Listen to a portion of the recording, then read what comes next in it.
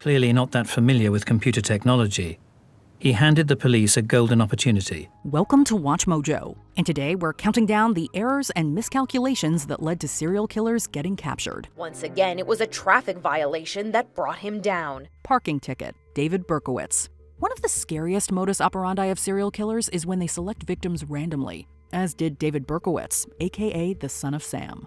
Beginning his deadly spree in 1975, Berkowitz took the lives of 6 people and injured 11. Spreading panic across the city that never sleeps. In 1977, Cecilia Davis was walking near one of Berkowitz's crime scenes when she spotted a man next to a car. Something told her to run, so she did, hearing shots as she sprinted away.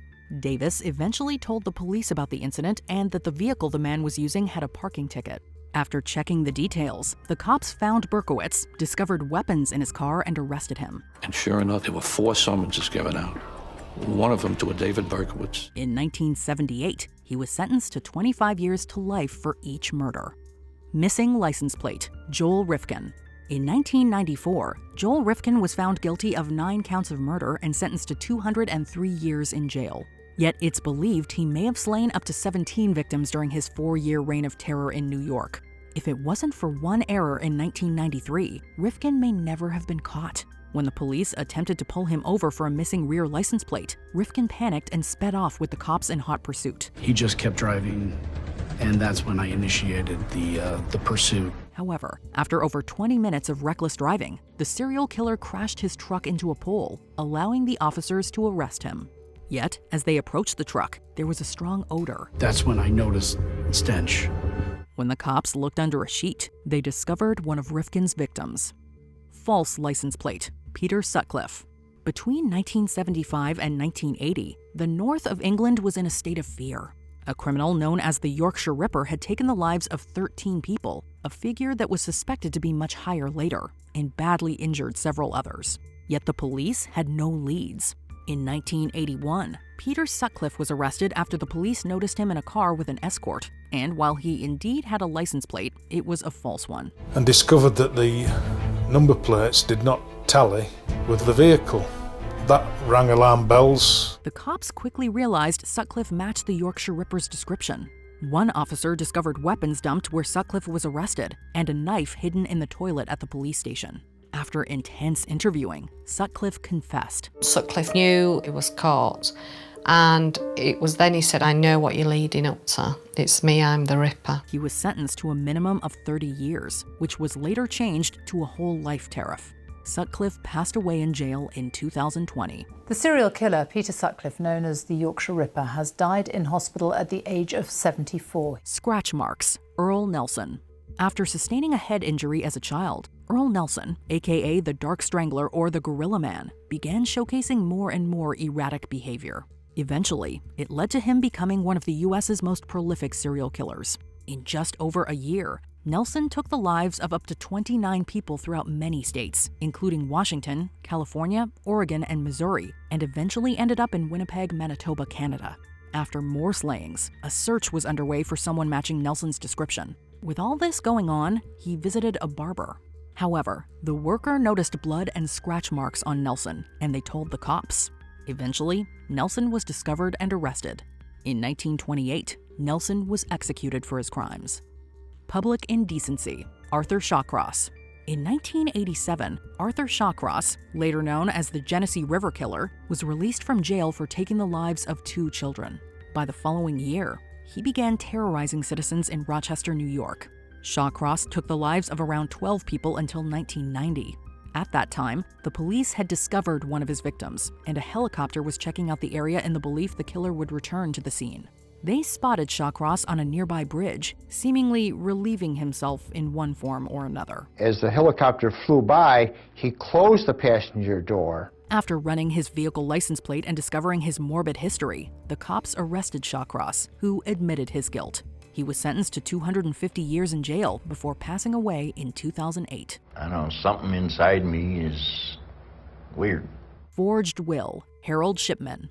After the Shipman inquiry concluded in 2005, it was discovered that Harold Shipman might be one of the most prolific killers in history, with upwards of 250 victims. Later known as Dr. Death, Shipman was a general practitioner around Manchester, England. He befriended older patients, getting them to leave money to him in their wills, then giving them fatal amounts of morphine.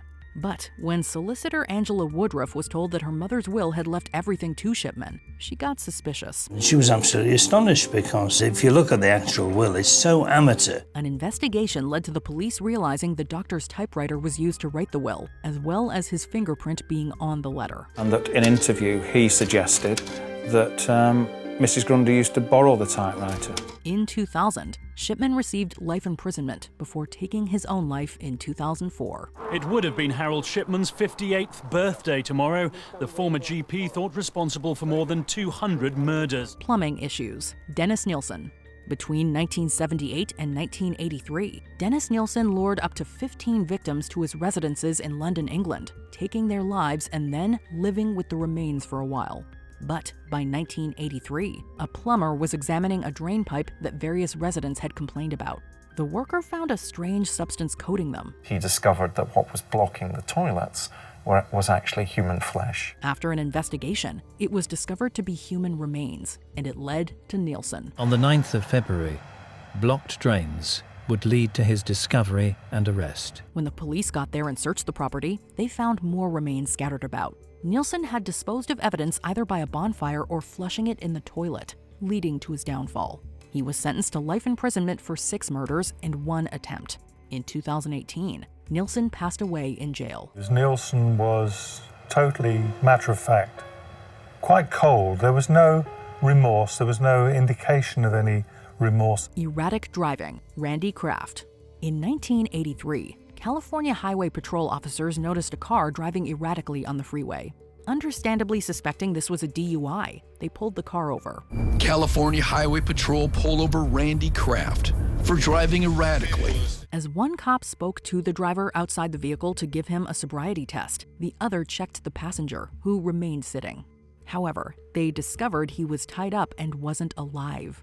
By pure happenstance, these officers uncovered the identity of the notorious scorecard killer, Randy Kraft. By 1989, Kraft was found guilty of taking the lives of 16 men, receiving an execution sentence. However, it's speculated he might have slain up to 67 people. At the time of writing, Kraft was still on death row. And that's where he is still, 73 years old, at the infamous San Quentin prison in San Francisco. Stolen car, Ted Bundy. In early 1978, Florida was experiencing a series of brutal attacks and slayings within a short amount of time. And it all ended when Officer David Lee realized a car that had been reported stolen was in front of him. A man was spotted in his VW Bug, acting suspiciously. While the thief attempted to escape by running away, Lee tackled and arrested him.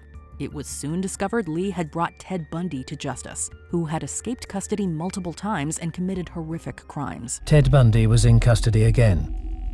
But his capture would spell just the beginning of an extraordinary 11-year circus. After a series of trials for his crimes, Bundy was sentenced to capital punishment. While he confessed to killing 30 people and was confirmed to have taken 20 lives, there's speculation the true number could be much, much higher.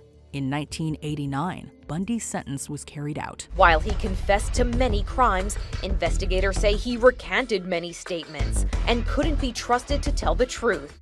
Before we continue, be sure to subscribe to our channel and ring the bell to get notified about our latest videos. You have the option to be notified for occasional videos or all of them. If you're on your phone, make sure you go into your settings and switch on notifications. Floppy disk, Dennis Rader. Between 1974 and 1991, several people perished around Kansas at the hands of BTK, a self-given nickname by the monster who taunted the media and police in his messages. But then, he vanished. Yet, by 2004, BTK began sending detailed letters to the newspaper The Wichita Eagle. Looking to receive more of his writings, the police convinced BTK that he couldn't be traced if he sent a floppy disk containing the documents. However, he could, and he fell for the bait. Specialists discovered evidence on the disk linking it to a church and its council president, Dennis Rader. In 2005, Rader pled guilty to 10 counts of murder and was sentenced to 175 years in jail. Which serial killer mistake was the most surprising? Let us know in the comments. It isn't that impossible in this society. It happens.